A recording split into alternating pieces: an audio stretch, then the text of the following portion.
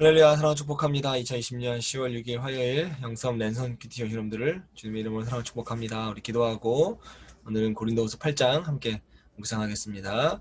사랑과 은혜가 많으신 하나님, 어느덧 10월 들고 벌써 6일째입니다. 날씨가 많이 쌀쌀해지고 있습니다. 우리 청년들 감기 걸리지 않을 수 있도록 지켜주시고 인도하여 주시기를 간절히 소망합니다. 길고 긴 코로나 시대를 걸어가고 있는 귀한 발걸음들을 축복하여 주시옵시고, 홀로 걸어가지 아니하고 함께 걸어가며 주님의 인도하심으로 걸어가서 꼭 승리할 수 있는 영성의 모든 청년들 되게 도와 주시옵소서. 말씀의 대면함으로 통해서 내 삶이 변하고 내 가치관이 변하고 삶의 목적지가 변하는 귀한 은혜가 오늘 우리 청년들에게도 임하게 도와주시옵소서. 감사드리며 거룩하신 예수님의 이름으로 간절히 기도합니다. 아멘.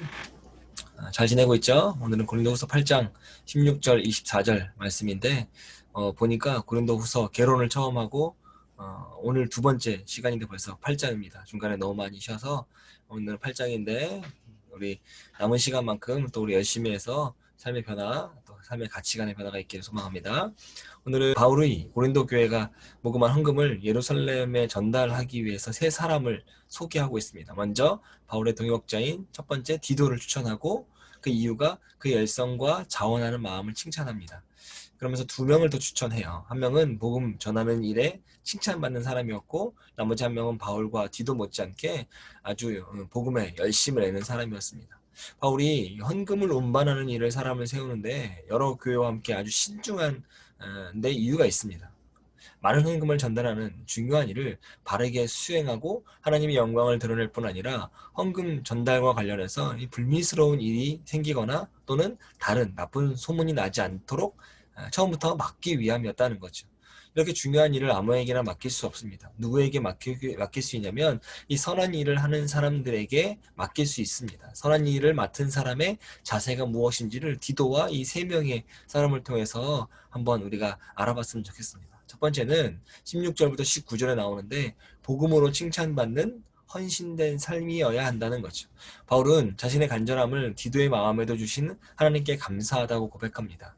디도는 바울의 권함을 받고 더욱 간절함으로 자원해서 고린도 교회를 향해 나아갔다고 말해요.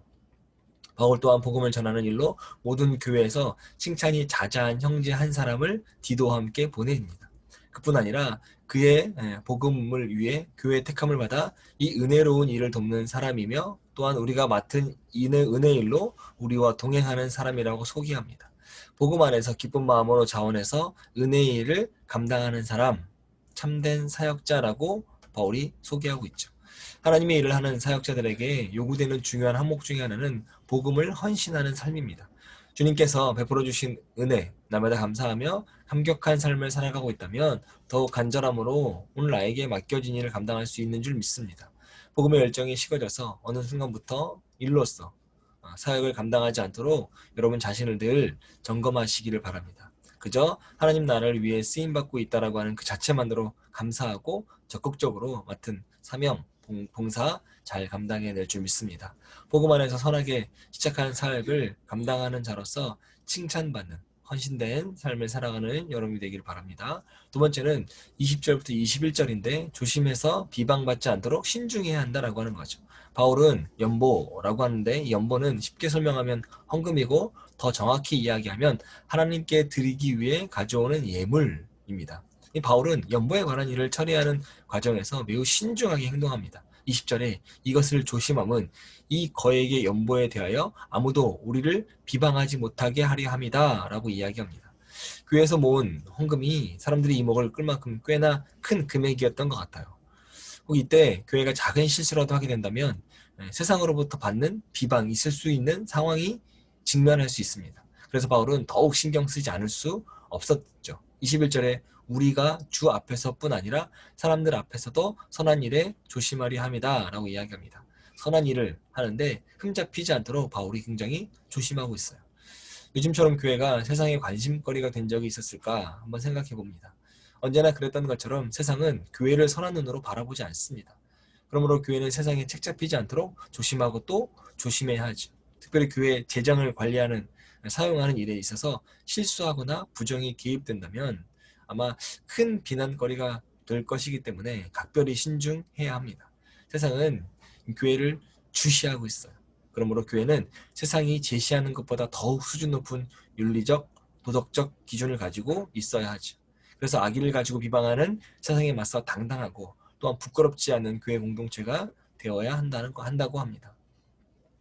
우리 자신부터 매사에 신중하게 맡겨진 사역을 잘 감당함으로 세상 속의 거룩함을 드러내는 여러분 되길 바랍니다.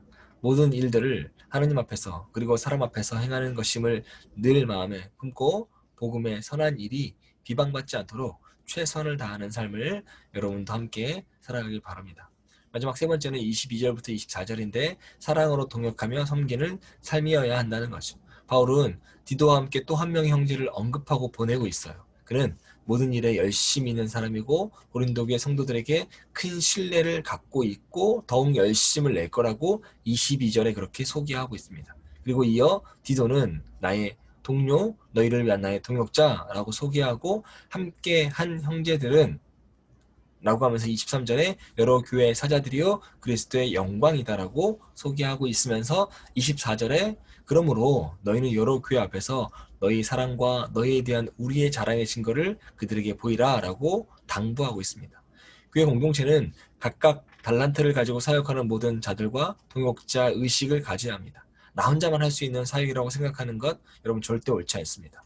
또한 자기 자신만이 인정을 받으려 하는 마음에 다른 사람의 사역을 방해하는 비열한 행동 또한 옳지 않다라고 하는 거죠.